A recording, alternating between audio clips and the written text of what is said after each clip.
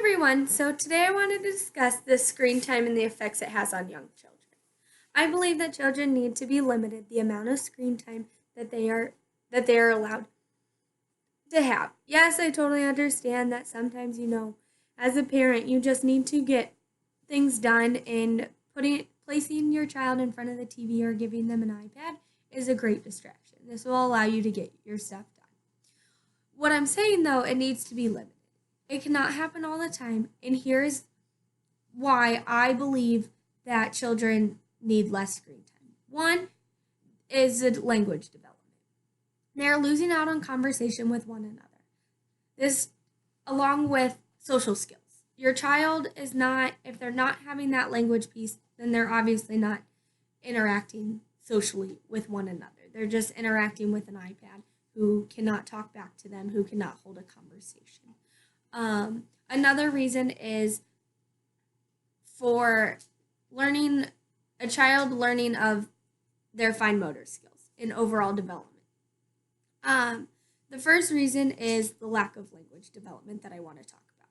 I was reading an article that discussed the development of language skills and how it affects the children. In this article, they did one study with two sets of babies. One set of in a foreign language, but one set of babies were able to have that real life interaction with the individual, and the other set was they were learning the language or listening to the language from a televised language tutor. And in that study, it showed that the children who listened or were interacting with the real life individual, that these babies were able to discriminate Mandarin sounds, whereas the babies who were watching it as a televised learning tutor, they were unable to discriminate those sounds and were unable to communicate those sounds where the individuals who or the babies who got to interact with the individual in person were able to discriminate those sounds and be able to hold or communicate verbally and non-verbally with that in person with that person. Interacting with someone face to face allows a child to interact both verbally and non-verbally, like I stated. And when a child is placed in front of the TV or is placed with an iPad, they're missing out on that piece. They're missing out on that conversation with an individual. The second reason I found is able to develop fine motor skills and the overall development of a child. As a child, you are running around, you're being curious, you're like touching things, you're learning like as you go, when you're listening to people talk and you're learning about your environment and what is involved in your environment. And when you're with an iPad, when you have an iPad or you're placed in front of the TV, that child's missing out on that. They're not physically touching something and learning about their environment. Yes, on iPads they have those learning games, but they're not able to physically touch it.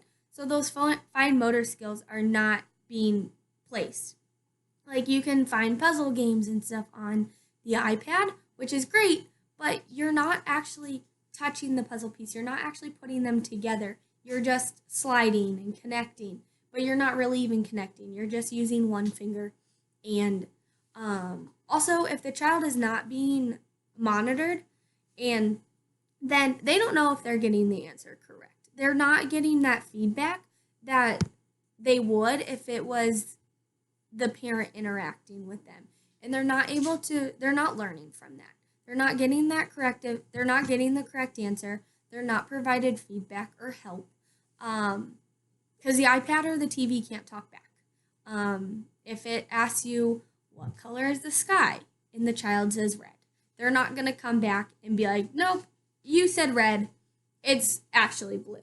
they're going to say it's blue, but they don't know. The TV and the iPad don't know what answer you said. They can't hear that.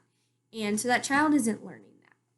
So I believe it's really important that children are getting that hands-on learning, especially at such a young age from like birth to 5. That's so important. And with a screen time, that child is not, they're not learning that. And it's really hard to take a child who's been in front of the screen or the television so much and try and learn that at the age of like 2 or 3, when some of the skills that you're trying to teach them then, they should have been learning at such a younger age, but they weren't able to do that because they weren't given that opportunity to do that. And I believe that there are so many ways that a parent and educator can help control screen time in and out of the home. And when I was doing my research, I found one specifically that I thought was great was the time acronym. This can help families set policies when it's appropriate for screen time and when it's not. This helps families set this policy in place and what topics and ideas to take place to limit screen time with children. So the T in time. T stands for talk. Talk to your family. Come up with a plan for when technology can be used. For example, talk about when it's okay and not okay. So when it's not okay, for example, at the dinner table, are they going to be able to use their iPad or watch TV at the dinner table? Probably not. Dinner table is time for family to connect, like how was everybody's day. So you probably don't want to be doing it at dinner or when you're out to dinner. Also, is when is it appropriate and when it's not, after, before homework, when chores are finished, and so on. And then we come to the I. I is for instruct. Give the child clear consequences when violating screen time. Make sure that the child clearly understands these consequences and explain to the child that technology is a privilege and not a right. M. M is for monitor. Watch the children watch what children are doing on the iPad or the screen. Watch what they're watching on TV.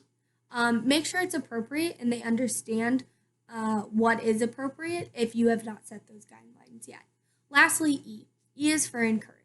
Let the child know when they are using the screen time appropriately and praise them for that. For example, the game they are playing that you are observing and supervising while they're playing it is a learning game and they got all the answers correct. Praise that child. Tell them good job. Let them know this is how we use an iPad or this is what we watch on TV. It's important to set these policies early. That way a child starts off with healthy screen habits rather than cut back later once you've realized that you need to set these policies in your house because your child is on the screen time. It has screen time too much and you're noticing it in their behaviors. The main thing I think to pay attention to is in your house or at school, if you are a teacher, is to look at it, is this becoming a habit? Am I using a screen time to avoid behaviors? Or am I using this to just so that I can get things done around the house and I need a break? Which sometimes, yes, that is the case and it needs to happen. But are you taking advantage of the TV and the iPad as a parent? And how is this being used as a reinforcement? Which I think is a great way to use screen time is as a reinforcement.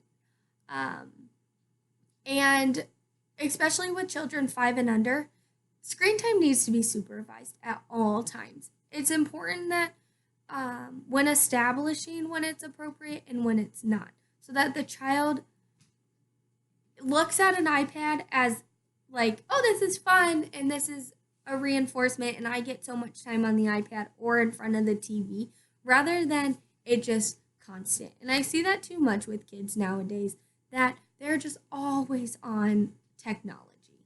And it's not, yes, if we didn't have technology, there wouldn't be our world would be so much different, and we need the technology, but also kids need that hands-on experience and those development skills that they cannot get from an iPad. So I just wanted to talk about that, and those are my reasons. So thank you.